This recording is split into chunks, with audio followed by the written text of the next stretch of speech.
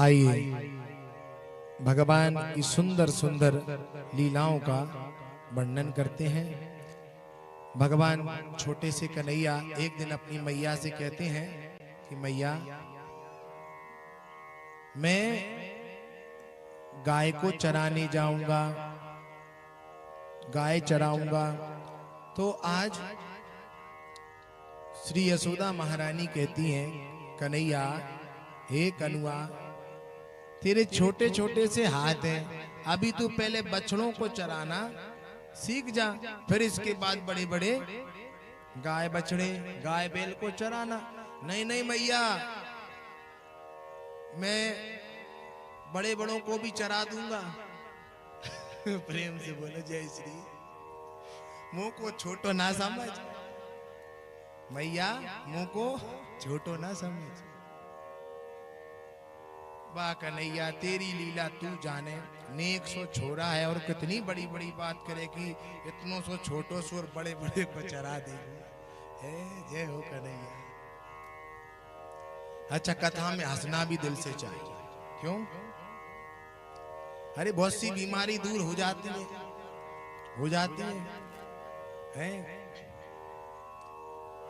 एक बार प्यारी प्यारी भोली भोली मैया एक बार और बोलो राधे।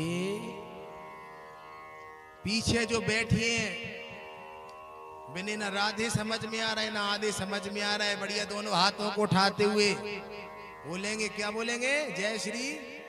हाँ, अब हुआ कोई बात? हाँ, अब हुई कोई बात। हाँ, तो श्री कृष्ण कन्हैया मैया से बोलते हैं, ठीक है, मैं छोटे छोटे बछड़े तेरे को देती हूँ, तुझको देती हूँ, तू चरा। एक दिन की बात है, कन्हैया अपने माँ के पैर दबाते दबाते बोले, मैया देख, मैं देखता हूं तू कितनी नंद बाबा की भी सेवा करती है, बाबा की सेवा करती है, घर की सेवा करती है, हर प्रकार से परेशान लेती है। अब तेरो ये लाला बड़ो है गए हुए, अब या लाला की शादी करा दे। जब भी आता है कुछ ना कुछ ऐसी कहानी लेकर के आता है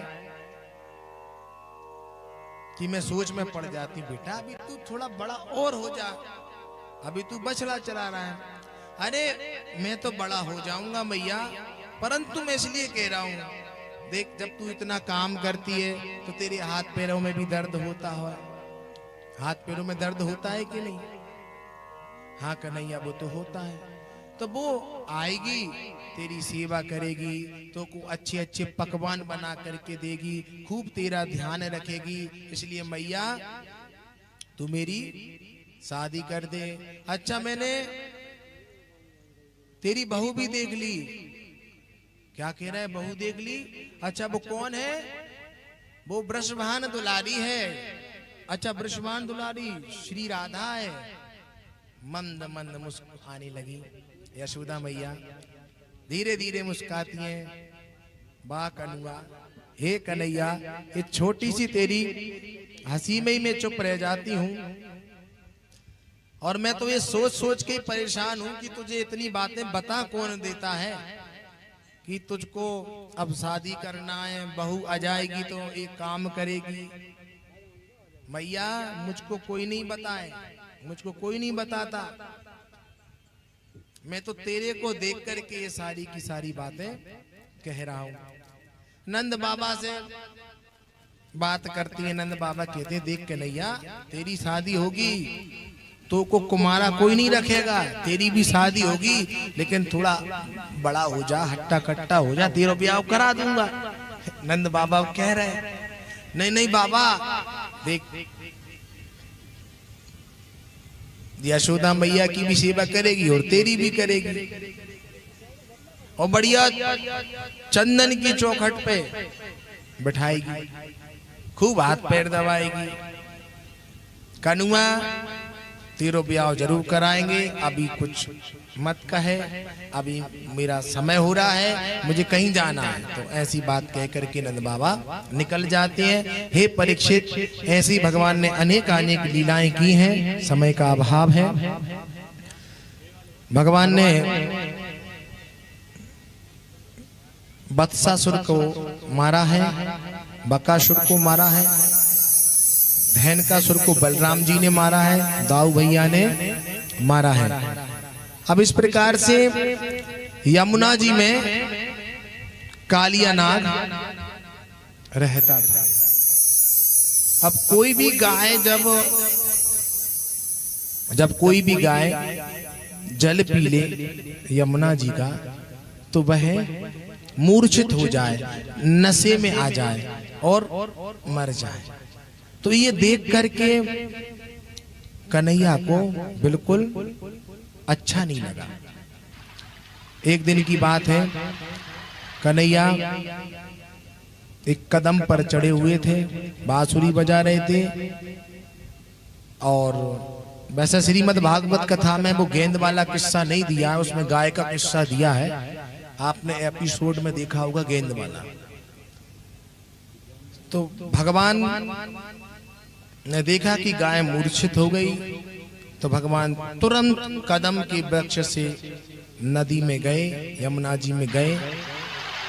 और वहां पर अंदर जब जैसे ही प्रवेश किया तो नाग रानियां जो भी थी, उन्होंने देखा कि अरे एक कितना सुंदर बालक है, ये किसका है, कितना अच्छा है, कितना कोमल है।